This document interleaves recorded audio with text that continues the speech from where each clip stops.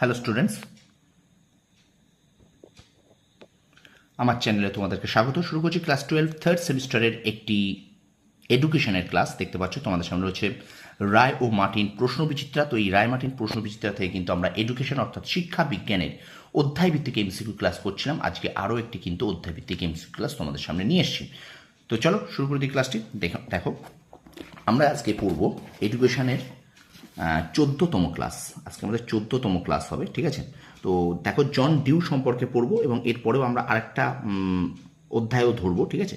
তো জন ডিউ এখানটা দেখিনি আমরা কোন অধ্যায়টা করছিলাম, একটু বিস্তারিত আমাদের জানা দরকার। এই যে দেখো ইউনিট 2-তে আছে প্রখ্যাত শিক্ষাবিদগণ ও শিক্ষাক্ষেত্রে তাঁদের অবদান সময়। যে রবীন্দ্রনাথ ঠাকুর আমরা পড়েছি, স্বামী বিবেকানন্দ আমরা পড়েছি, আচ্ছা তারপরে দেখো মহাত্মা গান্ধী আমরা পড়েছি, জ্যাক রুশো আমরা পড়েছি, ঠিক আছে? জন ডিউ আজকে আমরা পড়বো, ঠিক আছে? তো চলো শুরু করি ক্লাসটি। প্রথম থেকে শেষ পর্যন্ত দেখবে, একটু স্কিপ করবে না। চলো শুরু করি ক্লাস। দেখো চলো, আজকে কিন্তু ক্লাস 12 থার্ড সেমিস্টার এডুকেশনের অধ্যায়ভিত্তিক এমসিকিউ ক্লাসের 14তম ক্লাস, রায় ও মার্টিন প্রশ্নবিচিত্রা থেকে। দেখো জন ডিউই ছিলেন একজন ড্যাশ দার্শনিক, প্রয়োগবাদী দার্শনিক। আচ্ছা, বিদ্যালয় হলো সরল, মার্জিত এবং সুষম সমাজ। দেখো এখানে ইংরেজির কথাটা আছে, school is simplified, purified and better balanced society. উক্তিটি করেছেন ডিউই, ঠিক আছে? পরের প্রশ্ন দেখে নাও। The school and society, democracy and education, freedom and culture, how we think, human nature, এই যে গ্রন্থগুলো আছে, ঠিক আছে? হিউম্যান নেচার, ঠিক আছে? এই যে গ্রন্থগুলো আছে, এই গ্রন্থগুলি human nature and conduct, sorry এখানে দেখো হিউম্যান নেচার অ্যান্ড কন্ডাক্ট, এই গ্রন্থগুলির লেখক ডিউই, ঠিক আছে? পরের প্রশ্ন, জন ডিউইর মতে বিদ্যালয়গুলির ক্ষমতায়নের জন্য শিক্ষকের ভূমিকা হওয়া উচিত ড্যাশ সহায়কের। পরের প্রশ্ন দেখো, জন ডিউইর মতে বিদ্যালয় শিশুদের উন্নত নাগরিক হিসেবে গড়ে তোলার জন্য ড্যাশ বিষয়ে অভিজ্ঞ হতে হবে, গণতান্ত্রিক বিষয়ে অভিজ্ঞ হতে হবে, ঠিক আছে? স্টুডেন্টস একটু ভিডিওটা শেয়ার করবে, লাইক করবে, ওকে? চলো আমরা চলে যাই পরের প্রশ্নে। দেখো, শিক্ষাক্ষেত্রে ত্রিমেরু তত্ত্বের ধারণা প্রথম বলেন জন ডিউই। জন ডিউই শিশু শিক্ষার কতগুলি স্তরের কথা বলেছেন? 3টি। জন ডিউই শৃঙ্খলা বলতে ড্যাশ শৃঙ্খলাকে বুঝিয়েছেন, স্বতঃস্ফূর্ত। পরের প্রশ্ন, সমস্যা সমাধান পদ্ধতি উদ্ভাবক কে ছিলেন? John Dewey. আচ্ছা, জন ডিউয়ের শিক্ষা পদ্ধতিকে বলা হয় লার্নিং বাই ডুইং, ঠিক আছে? পরের প্রশ্ন দেখো, লক্ষ্য সামনে রেখে কাজ করাই বুদ্ধিমানের কাজ, কি কথা বলেছেন? John Dewey. শিক্ষা হল একটি জীবনব্যাপী প্রক্রিয়া, কথাটি বলেছেন ডিউই, ওকে?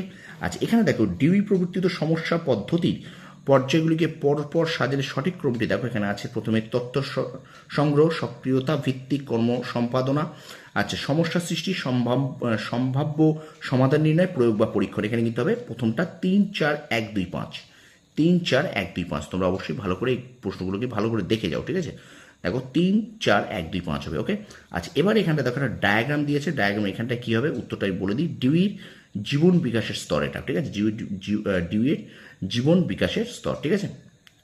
আচ্ছা, 15 দাগে দেখো 4টে বিবৃতি আছে। 4টে বিবৃতি এখানে কিন্তু হবে 1 সত্য, 2 সত্য, 3 সত্য, 4 সত্য। 4টেই কিন্তু এখানে সত্য হবে, ঠিক আছে? তো তোমরা অবশ্যই 4টে বিবৃতি ভালো করে দেখে তারপর দেখবে 1 সত্য, 2 সত্য, 3 সত্য, 4 সত্য, ঠিক আছে? পরের প্রশ্ন, school is a mature of society, miniature of society. School is a miniature of society, এই কথা বলেছেন জন ডিউই।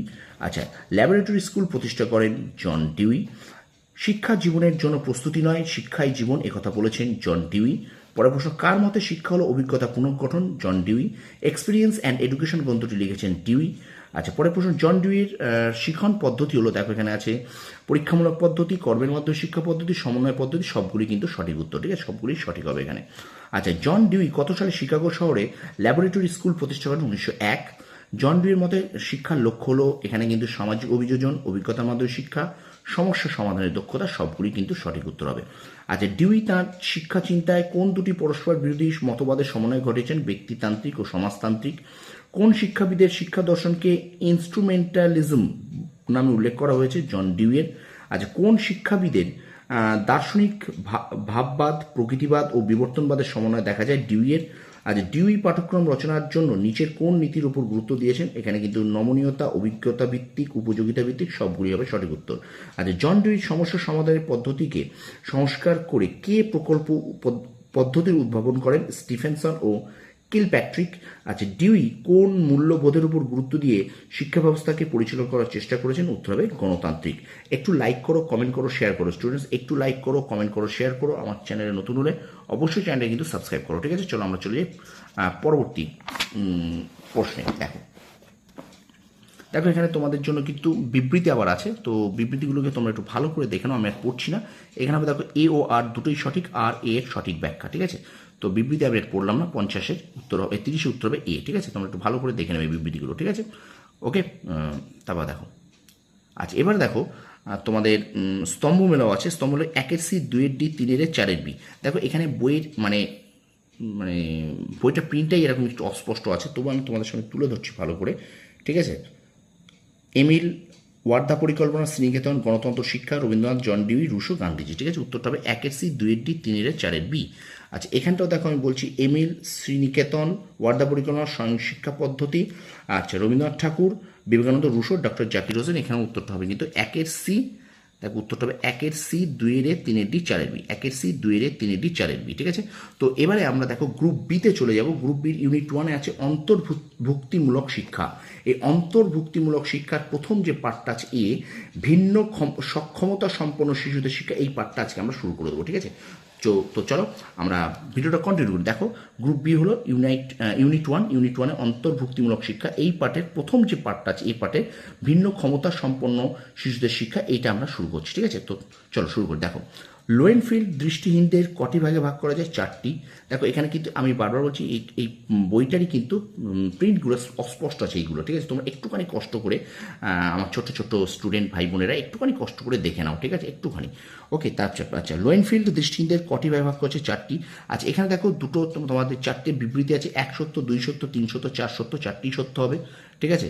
আচ্ছা, পরের প্রশ্ন দেখো। দেখো বলছে শারীরিক প্রতিবন্ধী শিশুদের দুটি শ্রেণীবিভাগ হলো। দেখো জ্ঞানেন্দ্রীয় ত্রুটিজনিত প্রতিবন্ধী ও বাকযন্ত্রের ত্রুটিজনিত প্রতিবন্ধী, ঠিক আছে? এক্ষেত্রে একটু দেখে নেবে, ঠিক আছে? জ্ঞানেন্দ্রীয় ত্রুটিজনিত প্রতিবন্ধী ও বাকযন্ত্রের ত্রুটিজনিত প্রতিবন্ধী, ঠিক আছে? এটা হলো তোমার শারীরিক প্রতিবন্ধী শিশুদের দুটি শ্রেণীবিভাগ। আচ্ছা, বধির কারা? যারা কানে শুনতে পায় না। আচ্ছা, বর্তমানে ব্যতিক্রমী শিশুরা কী নামে পরিচিত? বিশেষ ধর্মী শিশু নামে পরিচিত। আচ্ছা, জ্ঞানেন্দ্রীয় ক্রিয়ার ত্রুটির ফলে কোন কোন প্রকার প্রতিবন্ধকতা সৃষ্টি হয়? দৈহিক। পরে প্রশ্ন দেখো, শিখন প্রতিবন্ধী শিশুরা মানসিক প্রতিবন্ধী শিশুদের থেকে ভিন্ন, কারণ তারা নির্দিষ্ট একটি বিষয় শিখনে অক্ষম, ঠিক আছে? তারা নির্দিষ্ট একটি বিষয় শিখনে অক্ষম। দেখো আমি বারবার বলছি এগুলো কি একটু কিন্তু অস্পষ্ট আছে, আমি চেষ্টা করছি তবু তোমাদের সামনে একটু ভালো করে তুলে ধরার, ঠিক আছে? আর অবশ্যই কিন্তু আমি পড়েও বলে দিচ্ছি, তো আশা করি তোমাদের অসুবিধা হওয়ার নয়। যদি অসুবিধা হয়ও তোমরা একটুখানি কষ্ট করে একটু পড়ে নাও, ঠিক আছে? আচ্ছা, চলো আমরা চলে যাই পরের প্রশ্নে। একটু শেয়ার করো। দেখো তারপর দেখো আংশিক বধির শিশু হলো এখানে যারা 5 ফুট দূরত্ব পর্যন্ত শুনতে পায়। আচ্ছা, শব্দের তীব্রতা পরিমাপের একক হলো ডিবি। আচ্ছা, সমীক্ষা অনুযায়ী পৃথিবীর মোট জনসংখ্যার কত শতাংশ প্রতিবন্ধী? 10%। আচ্ছা, মুখ কারা? যাদের শ্রবণ যন্ত্রের ত্রুটিজনিত কারণে বাচনিক বিকাশ হয়নি। আচ্ছা, যাদের শ্রুতিশক্তি 80 ডেসিবেলের বেশি, তাদের বলা হয় অতিমাত্রায় বধির।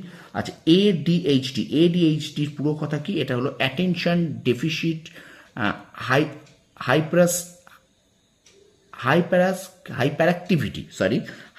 অ্যাক্টিভিটি ডিসঅর্ডার, ঠিক আছে? দেখো এটা একবার একটু বলে দিই তোমাদের। দেখো attention deficit hyper activity disorder, এটা এডিএইচডির পুরো কথা, ঠিক আছে? তোমরা ভালো করে দেখে নাও, ঠিক আছে? ওকে, আচ্ছা তারপর দেখো যে সকল শিশু অঙ্গ সংস্থানগত বা পেশিগত অক্ষমতাজনিত সমস্যার কারণে স্বাভাবিক জীবনে অনেক রকম কাজ নিজে করতে বাধাপ্রাপ্ত হয়, তাদের বলা হয় অক্ষম, ঠিক আছে?